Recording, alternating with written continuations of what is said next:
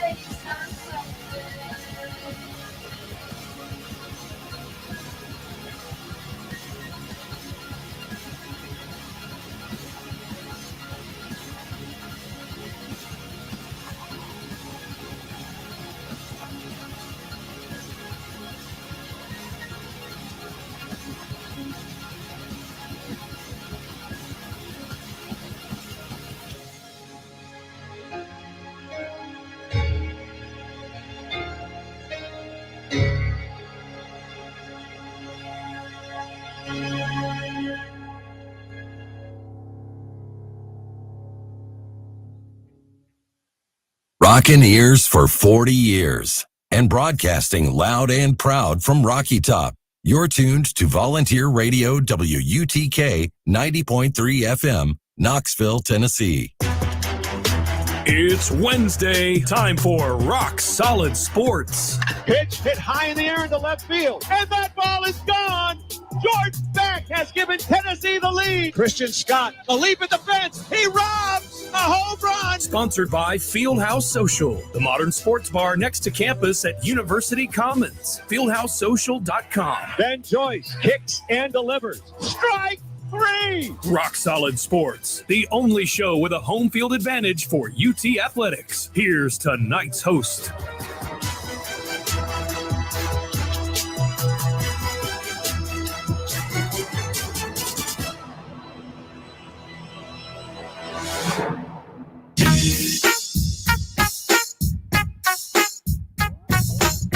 Oh, yeah. Welcome into your Wednesday night edition of Rock Solid Sports here on WTK The Rock 90.3 FM. I am your host, Chris Clarke, and in the studio with me, I've got Dylan Becker to my left. In the fishbowl, I've got Justin Clemmer. And over at our Wednesday night sponsor, that is Fieldhouse Social, I have Dominic Throngard. I'm going to throw it out to Dominic real quick. He's going to let us know how things are rocking down at Fieldhouse Social. Dominic, how is it going out there? Going absolutely great as always. Got trivia going on tonight. Everybody's pretty hyped to be here. Got some NBA highlights going on the TV. Love to see it. Happy to love to see it. Happy to have the NBA get started. How about the balls? How about the balls? Absolutely. How about those Vols? We are still extremely stoked about what happened over the weekend, and you best believe we will get into that here in just a little bit. That'll be coming up in our segment 2.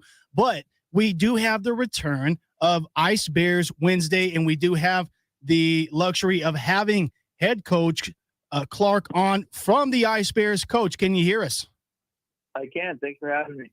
Absolutely. Thank you so much for joining us. And we know you got a busy week on your hands yourself there. Your season begins Friday. Can you talk to us about your preparation going into this week?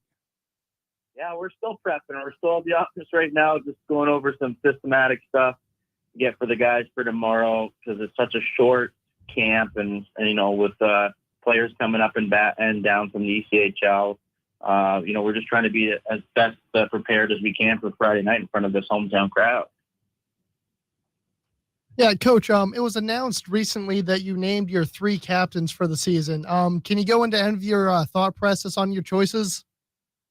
Yes, absolutely. I mean, Dino Balsamo, I'll start with him as an assistant captain. And he was here last year, a huge part of, helping the Ice Bears to, first place in the season. So I thought having a player from last year that was a huge asset to the team from that group as an assistant captain would be fantastic in the right direction that we needed from that old leadership. And then with second assistant with Brett Beauvais, he was here 2 years ago. He brings a lot of experience and a lot of leadership.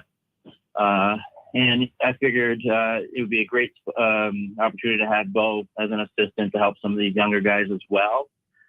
He's not the loudest guy, but he'll pull you aside, and he's all about team and like that guy. So I had to make him an assistant captain. And then Justin McDonald, there's no better leader since I've known him. I played with him in Pensacola.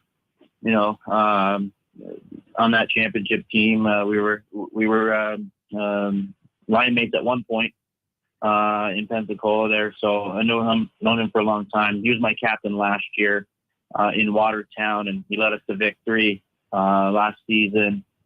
He's got ECHL experience. He's been around, and I mean, all the players that have been at camp before I even named him the captain were just like, J-Mac's going to be the captain, right? Like, I don't know. We'll see. So it's good to have unanimously people around that want him to be our leader. So, Justin, Dom, you guys got anything for Coach?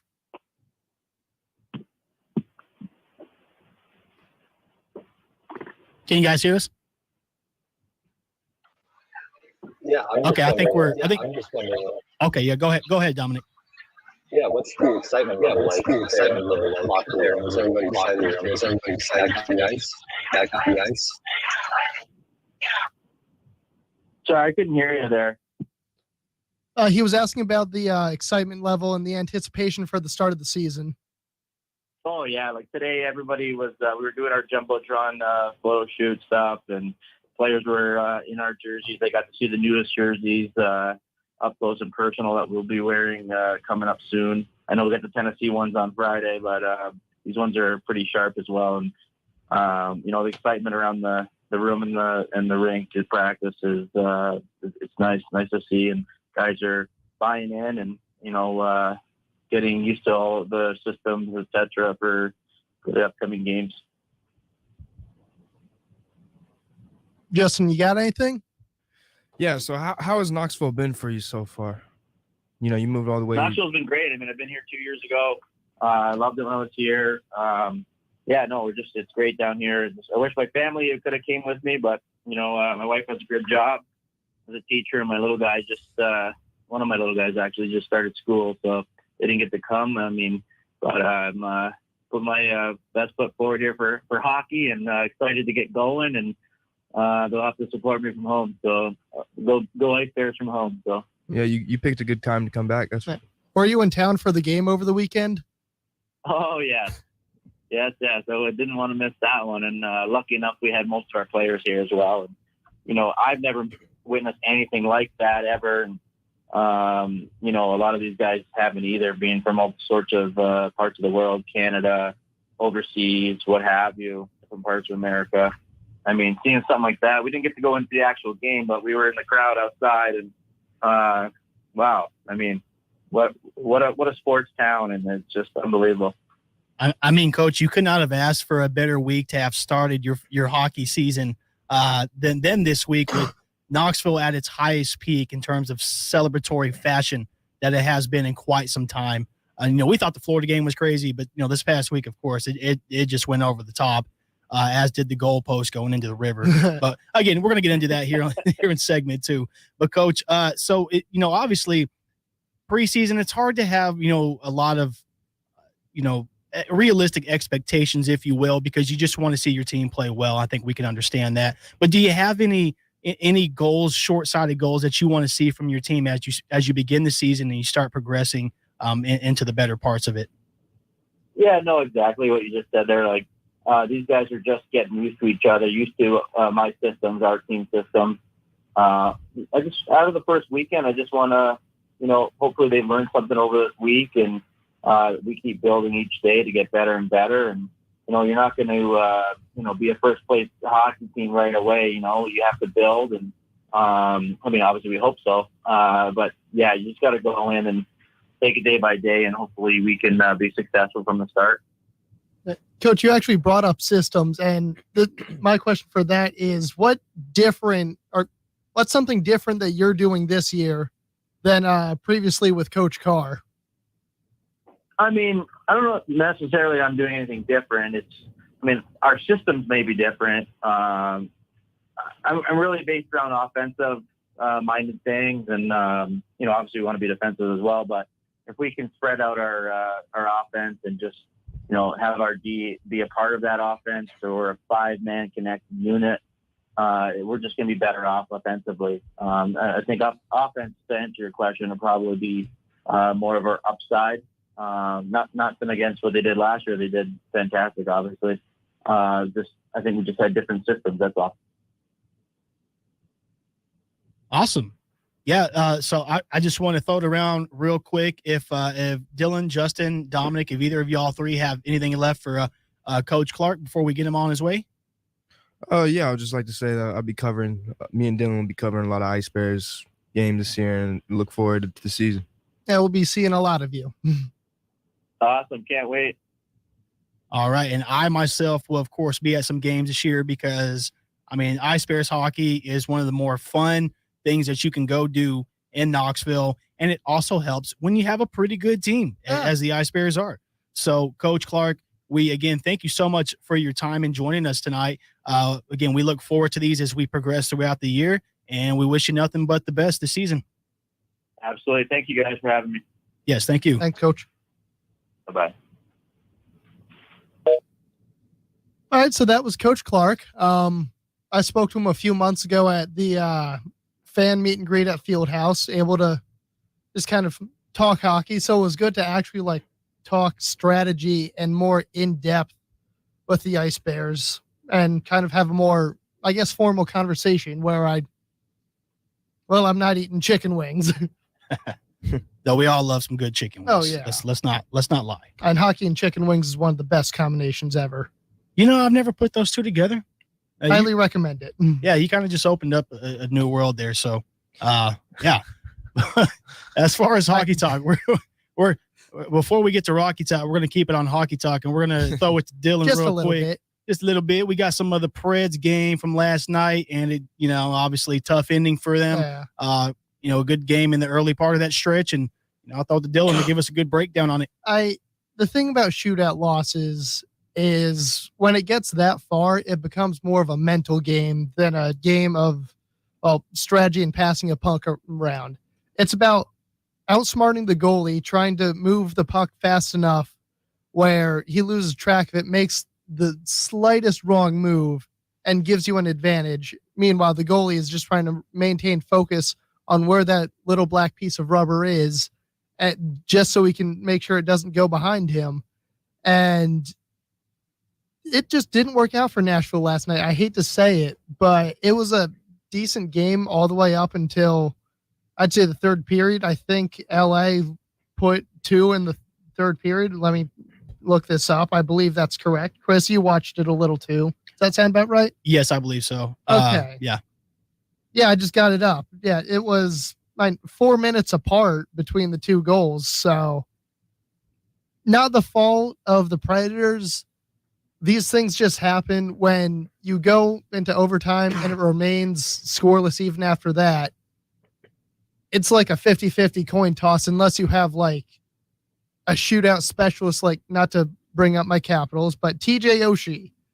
Neither team, in my opinion, had a guy that can easily close out a shootout just like that. So it was up in the air who was going to win, and unfortunately, it just didn't work out in favor of the Predators. Super unfortunate, of course. But, I think for the Preds, they showed to me that hopefully this isn't a fluke game. I know you and I talked about it before the show, but, to me, I saw some good things from the Preds. And, I don't have a lot of analysis on them at the moment because I think let's take it game by game, case by case basis. But right now, I'm not disappointed with the loss last night. I think there's some growing pains that are going to be had. And there's so many more chances moving forward for them to work on what they have to. So for the Preds, again, unfortunate ending to a good game. For everyone out there, though, I think especially if you bleed orange like we do, best part of the game by far, at least for me, was hearing the fans singing Rocky Top after they played, I believe it was the Osborne Brothers version. Maybe it was Dolly's. And then, it faded out. Good. Either one's good, but the song faded out. The fans picked it right back up, continued it, I should say, and it echoed throughout the stadium. And just 20 seconds later, the Preds put it through the back of the net. Oh, yeah. So it was awesome moment. You couldn't have planned that any more perfectly. Anytime fans can continue a song after it's ended is one thing. And Colorado did it with Blink-182's All the Small Things. That's a good one. It definitely is. But the entire state of Tennessee has been celebrating since Saturday night. And it's no matter where you are in the state, it's been a party. It has been one giant party. And we are going to talk more about that giant party on the other side of this break. We are going to get into some of the Bama game discussions, questions I have for the panelists, and we are going to break down some things going forward, man. Everyone stay tuned. This is your Wednesday night edition of Rock Solid Sports, 90.3 The Rock. It's your boy Stir the Pearl. Shout out to my boy Captain E. Ray, the duo that did Club 90 back in the day, right here on WUTK 90.3 The Rock. Support for WUTK comes from Fieldhouse Social, the modern sports bar next to campus at University Commons. Fieldhouse Social serves American craft fare such as burgers, wings, and more with high tops around the bar, a separate dining area, and a center lounge with leather chairs and couches in front of their 23-foot LED TV wall for Tennessee and pro sports. Fieldhouse Social is an outdoor patio with trivia twice a week and sponsors Wednesday's Rock Solid Sports. FieldhouseSocial.com. They're playing basketball. Volunteer Radio thanks the UT Athletic Department and the men's basketball program for their support. Coach Barnes' 8th season on the hardwood includes home games against Kentucky, Vandy, and more at Thompson Bowling Arena. General public ticket info for UT basketball is at allvols.com. Student ticket info and login is at bigorangetick.utk.edu. That's TIX. Volunteer Radio says Go Vols basketball. WUTK thanks Cool Beans, 1817 Lake Avenue, 1 block south of the Strip, for sponsoring and hosting the Monday night Rock Solid Sports broadcast at 7 p.m. Cool Beans is the pregame and postgame location for UT football and Knoxville's home for the NFL Sunday Ticket, Titans football on the big screen, and more. Rock Solid Sports kicks off Monday Night Football with the show's live broadcast from 7 to 8 Monday nights at Cool Beans. Cool Beans is 21 and over after 9 p.m. with a full and late night menu. CoolBeansBar.com or their Facebook page. Volunteer Radio thanks our on-campus media partner, UTDailyBeacon.com, for their support. The Daily Beacon has served the University of Tennessee Knoxville as the official student editorially independent newspaper since 1906, featuring up-to-date campus and city news, sports, and info on UT and Knoxville events. And the sign-up for the Beacon newsletter is on the website. The Wednesday Daily Beacon is available at over 50 locations on campus, fall and spring semesters, and stories are published daily at UTDailyBeacon.com. The Daily Beacon sponsors WUTK's UT News and Issues show, Rocky Top Roundup, Thursday nights at 7 on Volunteer Radio. The Rock thanks the Knoxville Ice Bears Southern Professional Hockey League team for their support. Their 2022-2023 home ice season from October through April includes games with SPHL rivals Fayetteville, Huntsville, Roanoke, and more at the Civic Coliseum downtown. Single game and season tickets are at KnoxvilleIceBears.com or 865-525-PUCK. Rock Solid Sports features Ice Bears Wednesdays with news and updates. Volunteer Radio says, Go Ice Bears.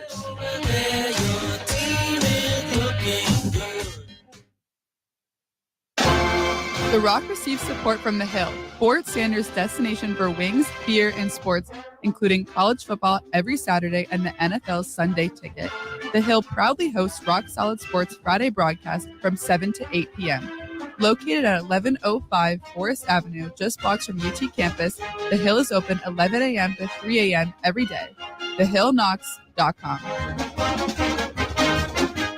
The newest and freshest music can be heard Sundays from noon to 2 p.m. on WUTK's New Revolutions, bringing Knoxville new music first since 1982.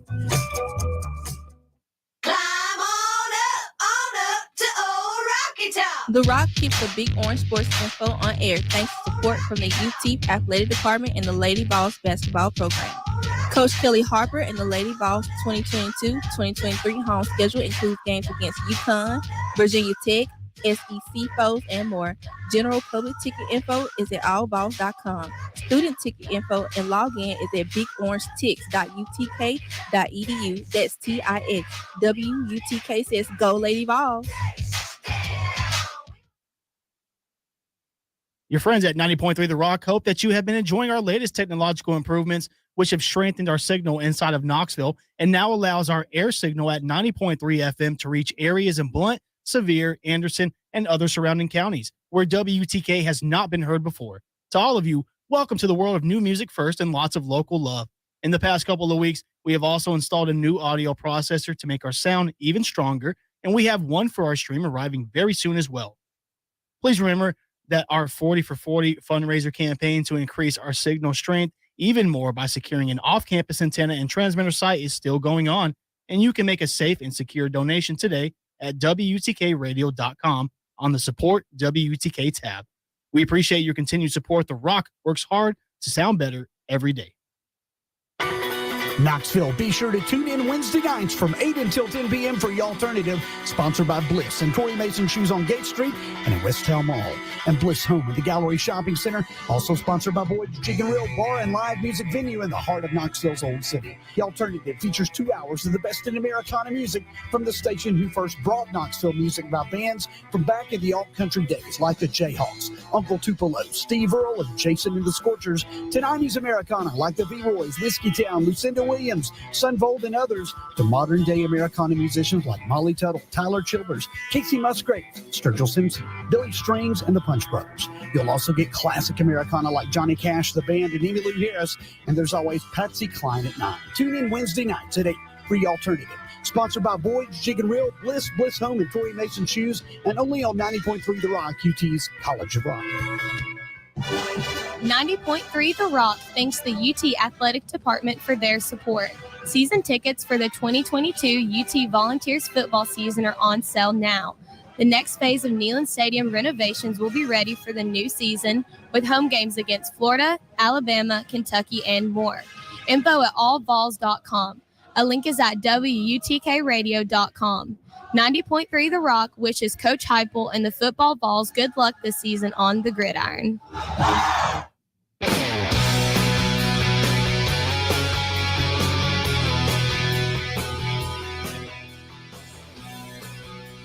And welcome back to your Wednesday night edition of Rock Solid Sports here on WTK The Rock 90.3 FM.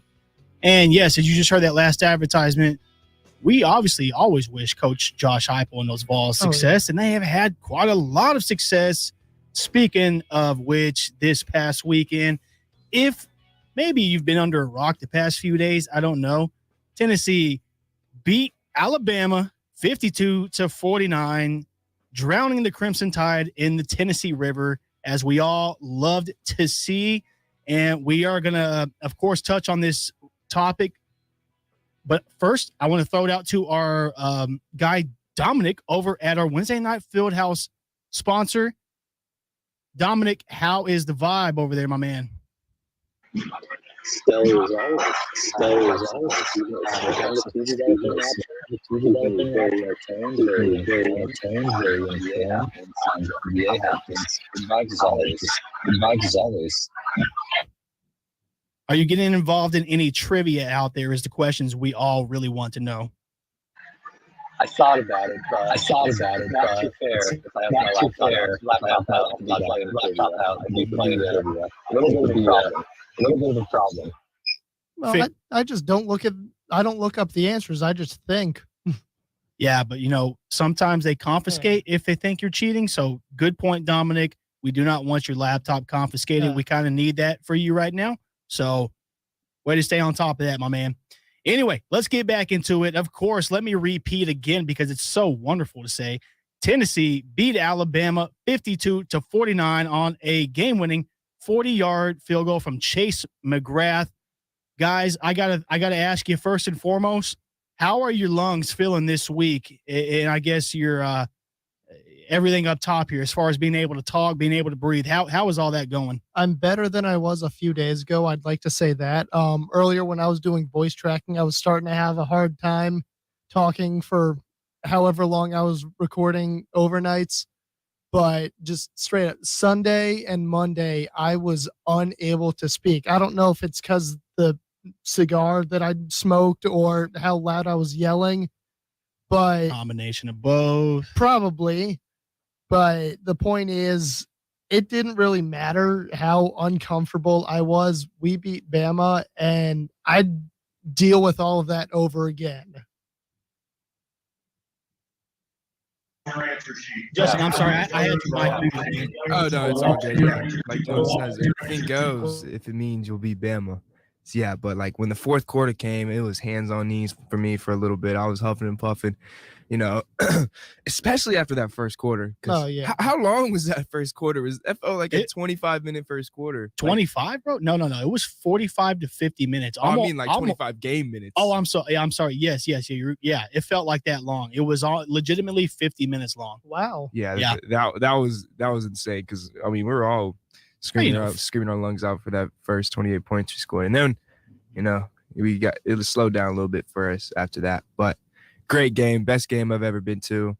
I told everybody who didn't go to the game at the end of it. Well, not even at the end of it. And every time the fireworks went off, so like, pick any one of 5 Jalen Hyatt touchdowns, or just at the end of the game. I mean, the best way I can describe it is it was like a volcano. It was Mount Nealon, and it just erupted. And it was so cool to be a part of. I'm so glad I was there. So glad I was able to get a student ticket. And man, I feel like that might be the best game I go to my entire life, and I'm completely fine with that. How close were you? Student section, row 56. So I wasn't able to get on the field. The field was really lame of me. So to not, I could have tried harder to get on the field. I really should have. You got to get on the field when you beat them, and I said, you got to do whatever you can to celebrate. If the Vols are giving their all for Tennessee that day, you are obliged to do the same. Yeah, I was in row 8, so I was able to get on. It took me a little bit because everyone decided to just charge directly towards me all at once, but I was able to do it. And when you're running around Neyland like an idiot with all of your friends after a big win like that, it's a lot of fun. I wrote a casual football fan article on it the other day that if you go to the WUTK website, you can look at it. It took me a solid 3 hours to figure out what to write just because, like, how do you put those feelings into words? Yeah, it's been 15, 16 years since we've beaten Bama since 2006. We've never beaten Saban while he's been head coach at Bama. So, yeah, look, just so much pent-up emotions, I grew up, like, really, we beat Bama in 2006, but I was like 3 years old by then. So, like, really my whole life we've never beaten Bama. And this is the first time, and I'm here for it, literally, and it just feels amazing. Dominic? Yeah, I still feel like after that game, like pouring out of me. Get to after such a wild weekend. Just emotions is insane. I completely gone, of course, a couple points slower. Unbelievable experience. I was going to get on the field, and it was no way to describe. Definitely the best night of my life.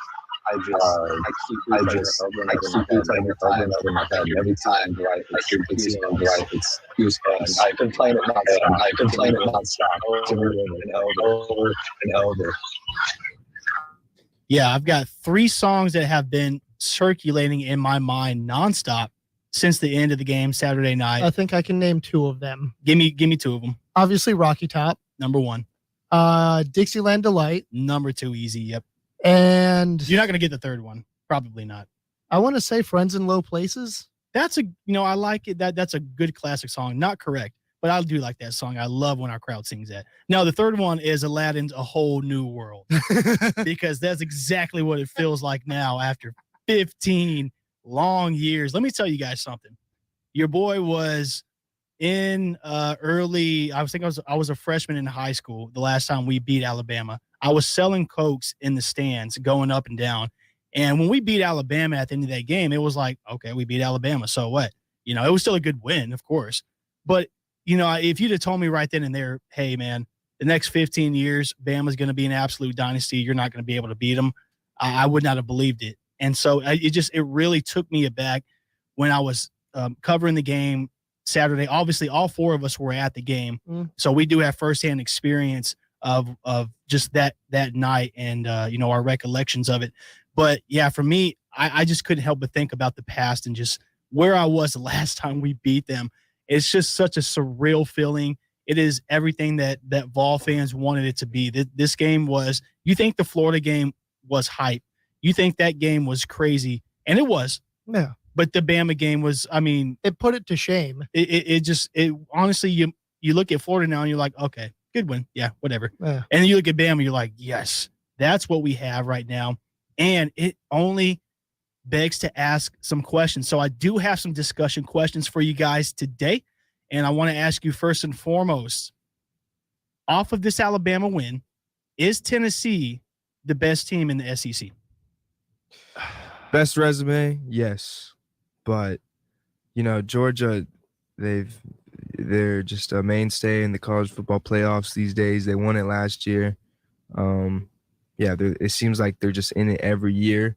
So until we can knock them down, then I can't say we're the best team in the SEC. But we do have the best resume, not only in our conference, but in the nation. And as a whole. I have a friend that's a big Georgia fan, and I've been texting her for the past, how long's it been since Saturday? My dates are 5 days now, if you can believe that. It's been a long week. And we've been talking about how Georgia is, what, like you said, probably the best team in the SEC. I'll give that to them.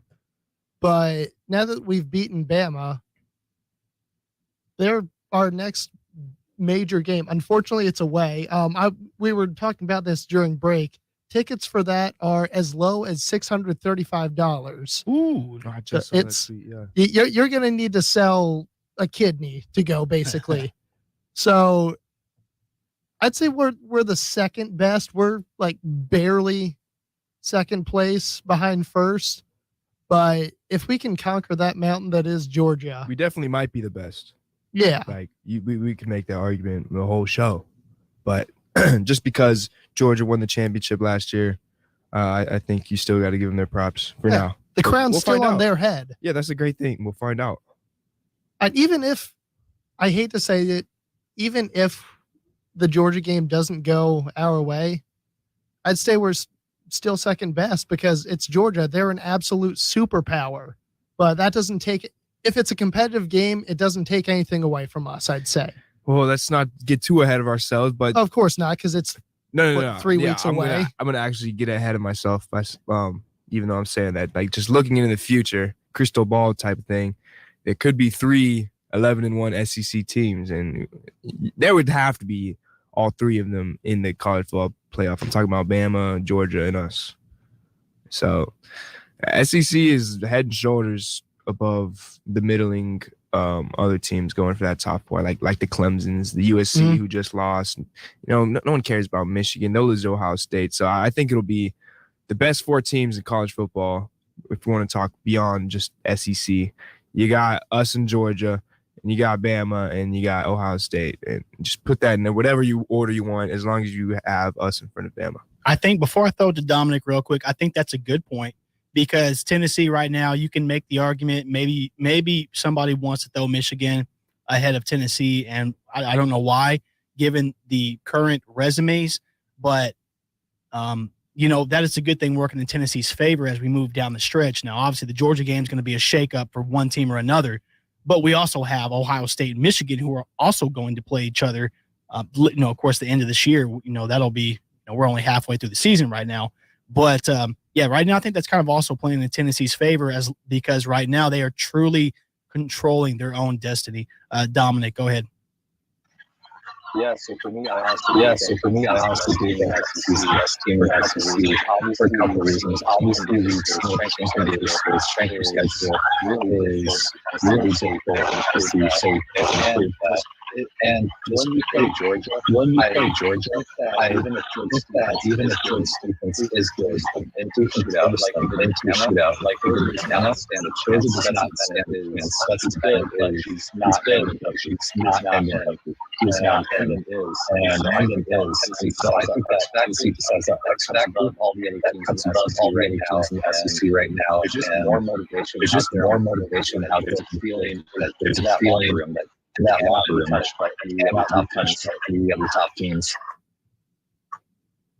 I think so. That seems to be pretty reasonable right now. Like Tennessee has to feel a certain way. Mhm. But the thing is about this team, and this kind of goes against that a little bit, I feel like they don't care. Like I think and I put that in a good way. This team, going into the Bama game, a lot of them were just like, oh yeah, we've lost 16 years. Okay. I mean, I didn't lose 16 years. It was kind of the sentiment was going into that game, and they didn't care about what the pass meant for the Florida game. This team is just operating at a high level, and you're talking about that defense. Yeah, it was a high-scoring game. I told you guys last week I knew it was going to be high-scoring. Highest-scoring game against Alabama since, I think, 1907, I read. Sewanee Bowl. Sewanee, old school SEC, man. But, yeah, I knew it was going to be high-scoring. 52-49 obviously indicates that. But the thing is the defense, even in those moments, missing Jalen McCullough, of course, Warren Burrell, who's unfortunately out for the year, they still stepped up and did a great job. Danico Slaughter, Brandon Turnage.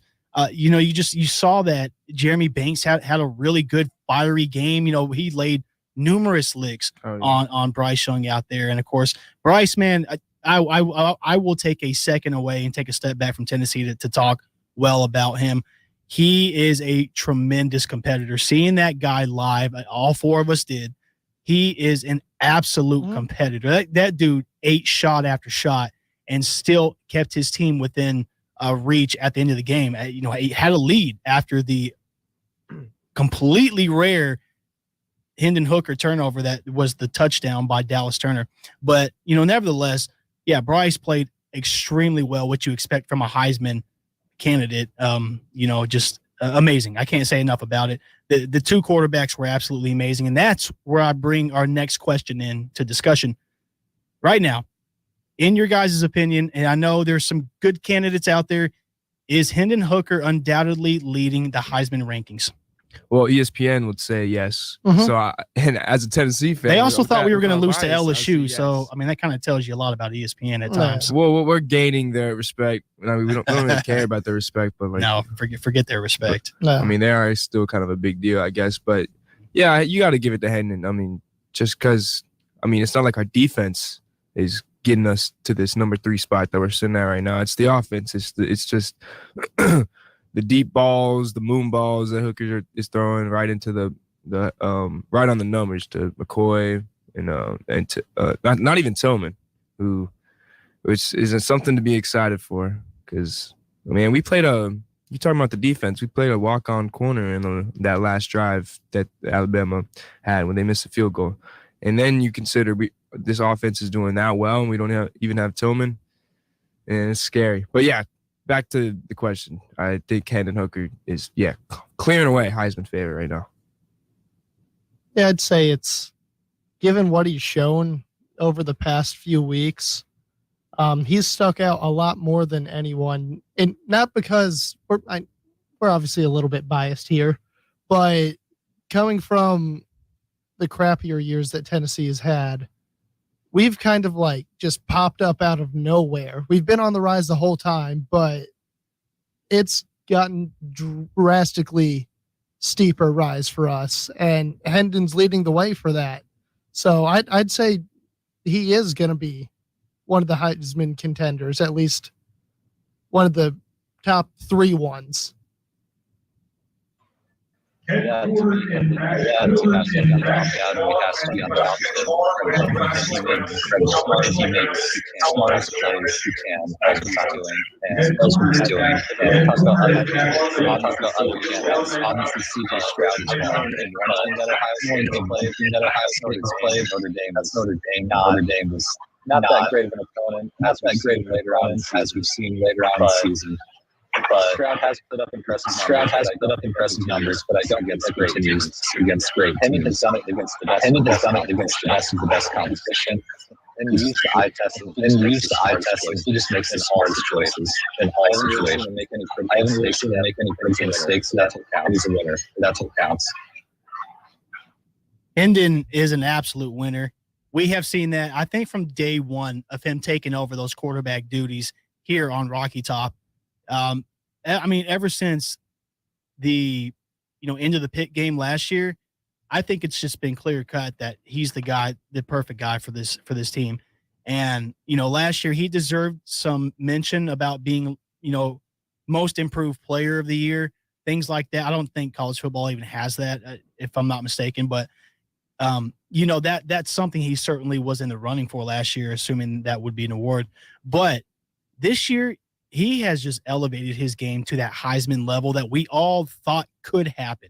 Now, I think many of us came into the season with a little trepidation, little wanting to be, the 2 words I've used all season long, cautiously optimistic. Yes, Dylan. So kind of branching off the idea of the Heisman, another prestigious thing that is kind of more recent for NCAA athletes thanks to NIL. You think he could be a potential cover athlete for the video game when it comes out next year? If he wins Heisman, I think he will be, because why would? Oh my goodness, I didn't think about that. He's gonna have to say no. Man, I'm so glad you brought this up, because that was in the back of my mind after this great performance. Here's the only problem: is he's not going to be a football player next year. I don't know if that's going to factor into their decision in that. But I think being the return of college football, I don't know if they're going to care if it's an athlete that will be there next year, this year. Or I'm sorry, was here this year, the year prior to its release.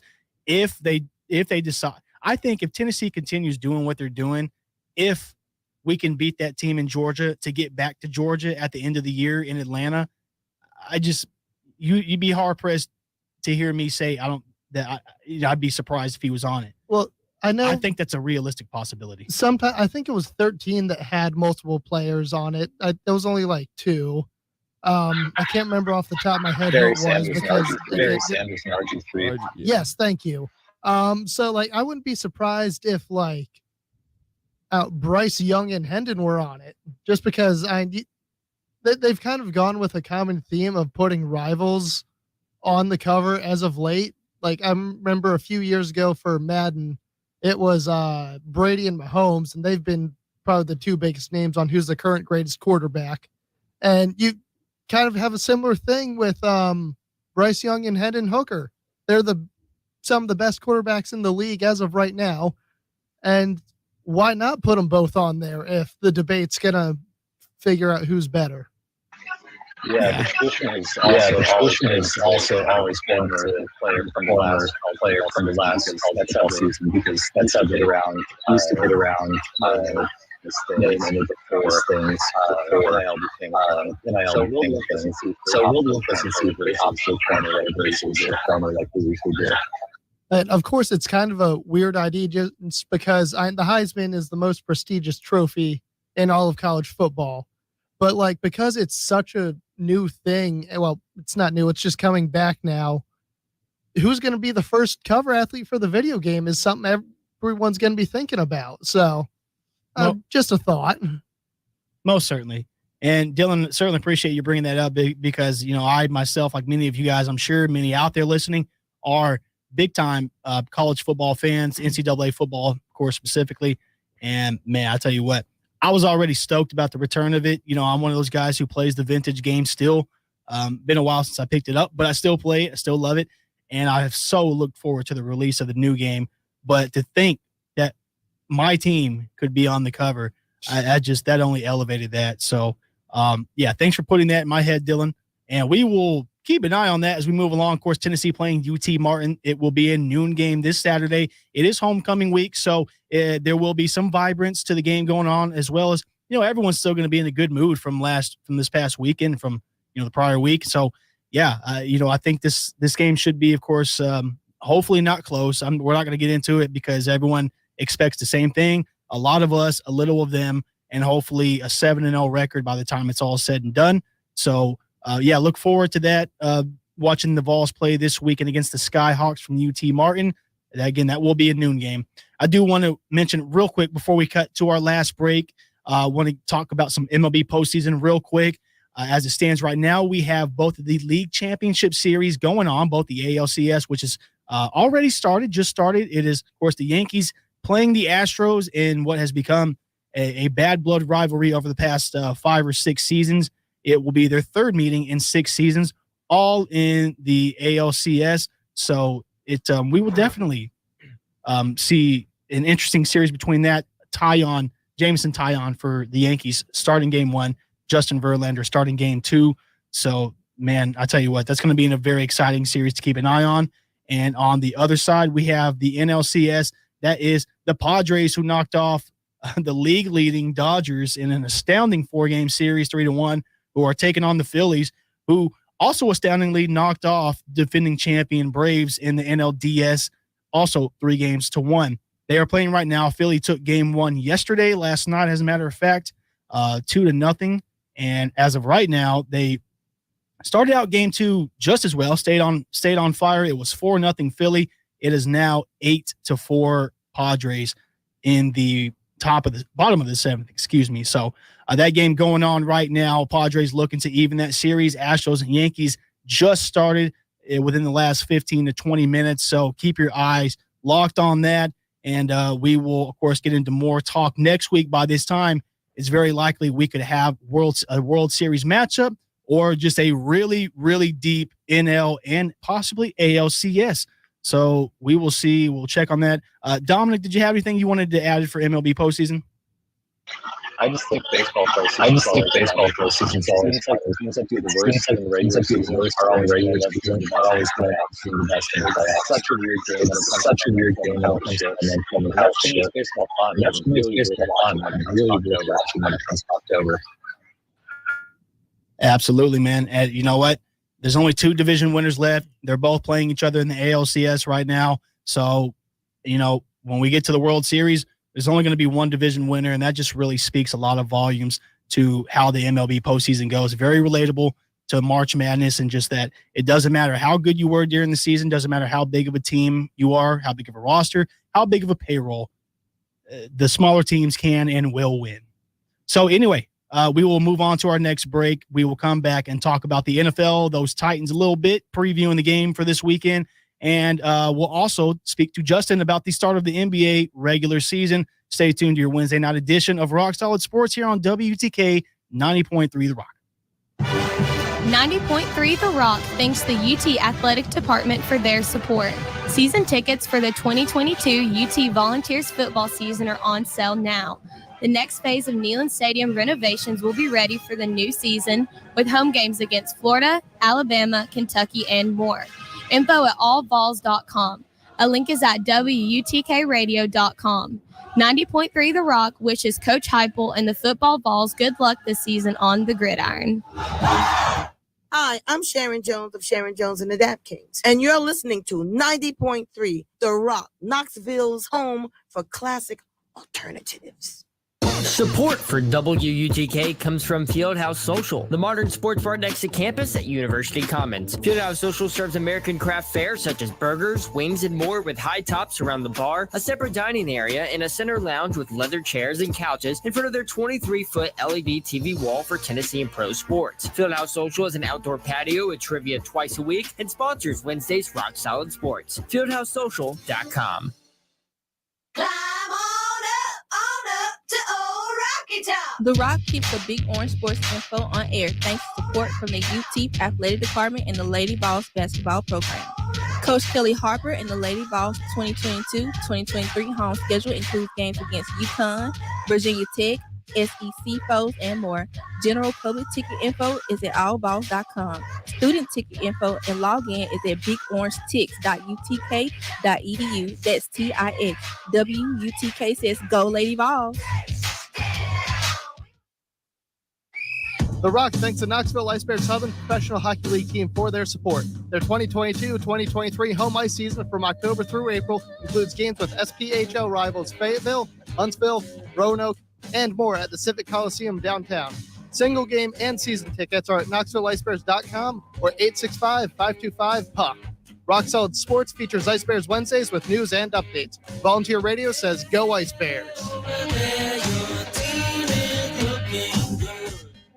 What's up? This is Dr. Fresh. I'm hanging out with YSN here at Hangout. You're listening to Volunteer Radio, 90.3 The Rock, baby. Dr. Fresh, let's go. Volunteer Radio thanks our on-campus media partner, UTDailyBeacon.com, for their support.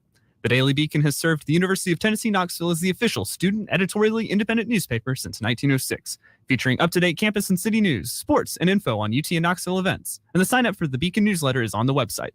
The Wednesday Daily Beacon is available at over 50 locations on campus, fall and spring semesters, and stories are published daily at UTDailyBeacon.com. The Daily Beacon sponsors WUTK's UT News and Issues show Rocky Top Roundup, Thursday nights at 7 on Volunteer Radio.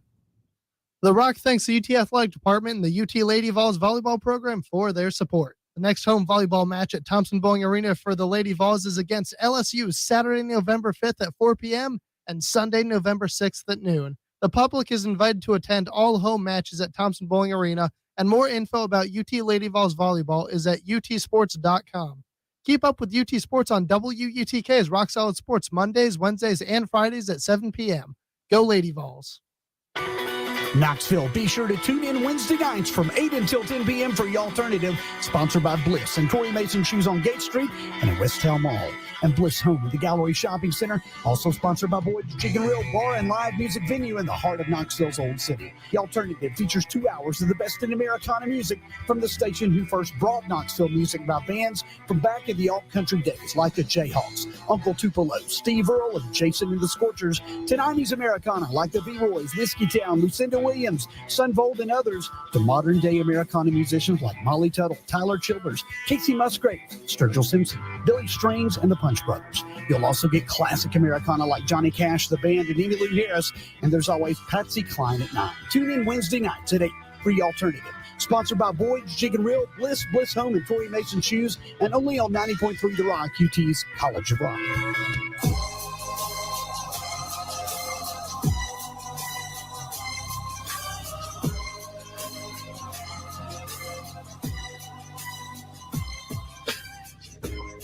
As we return from the Valley of the Shadow of Spots, or however it goes, we are back on Wednesday night Rock Solid Sports here on WTK 90.3 FM.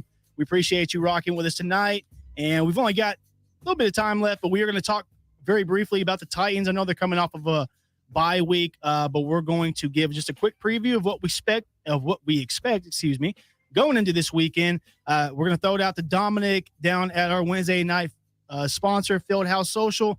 Dominic, one more time, let us know how it's going down there. And also, tell us what you expect from the Titans this weekend. It's going down. It's going down.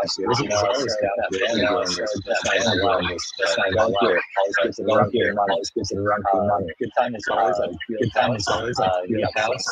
We have versus New York. NBA. Versus stuff. I'm good. As far as the Titans go, I'm excited. I'm excited about the Titans. I think they're not as bad as I thought. They're pretty bad for a minute. I'm happy to see them doing a bit better now. Yeah, Justin, I'll throw it to you. So obviously Titans playing the Colts. Both are 3-2. Colts are 3-2-1. That weird record. But this isn't going to be an easy game for the Titans, even though they just beat the Colts a few weeks ago. Tell me, what do you expect going into this one? Oh, sorry. Right. We did beat the Colts 2 games ago.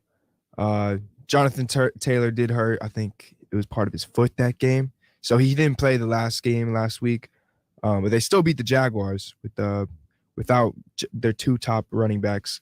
So, yeah, the Colts are still definitely somebody you got to worry about. But the fact that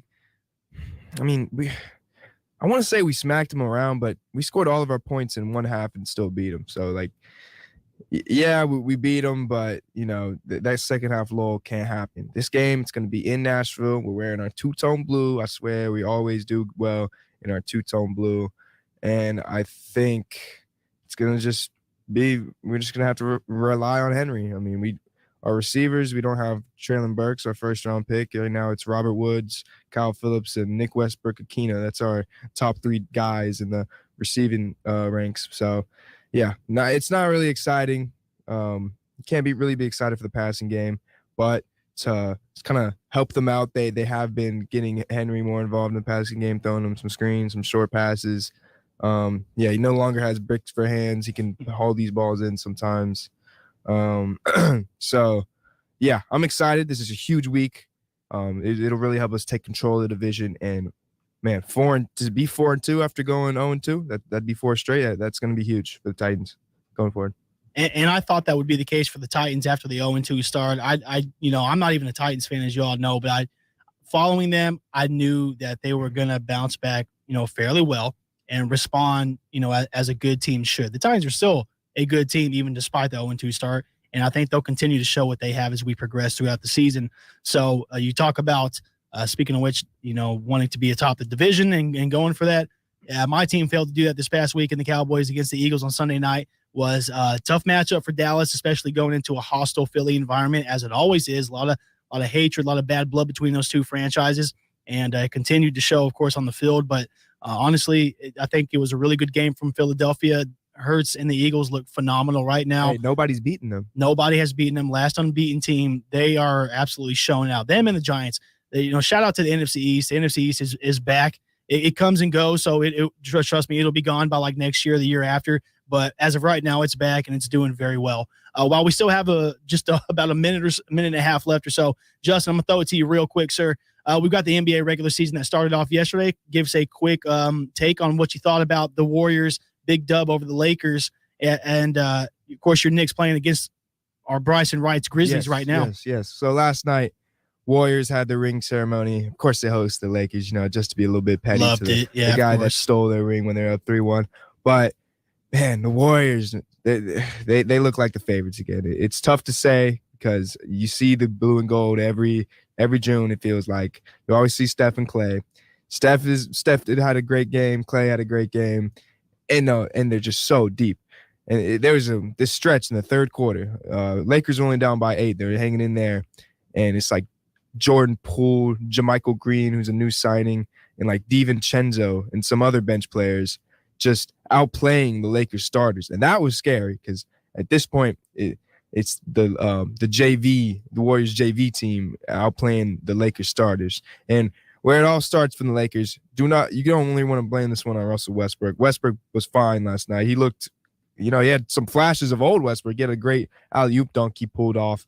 He looked good, grabbing rebounds, pushing the fast break. But, man, they're shooting. If they can't get the shooting together, it's going to be another fight for the play-in again this season for the Lakers, unfortunately. Despite LeBron, who had a great game last night, but that's not going to be enough if the guys he's passing it to won't hit the open threes. He's getting doubled when he drives every time. And if the guys, Lonnie Walker, dudes like Patrick Beverly, Russell Westbrook, Anthony Davis, especially AD, if they can't hit the threes, man, Lakers fans, I'm sorry. Yeah, might be a rough season for those Lakers. Do apologize that we ran out of time here at the end to talk about the NBA regular season start, but best believe we will be talking more heavily about that as we go along. It is just getting started, as you know, and of course, here we're in the equinox of sports right now, that beautiful time where they're all on. Speaking of which, right now, everyone out there, check out the Grizzlies playing Justin Clemmer's Knicks right now on ESPN. We know who he's going for. But go check out that game, man. Go rock with the Grizz. See how Ja and the boys get the season started. We appreciate you joining us for tonight. Stay tuned for the alternative hour coming up next on WTK The Rock 90.3. Rockin' ears for 40 years. WUTK 90.3 FM in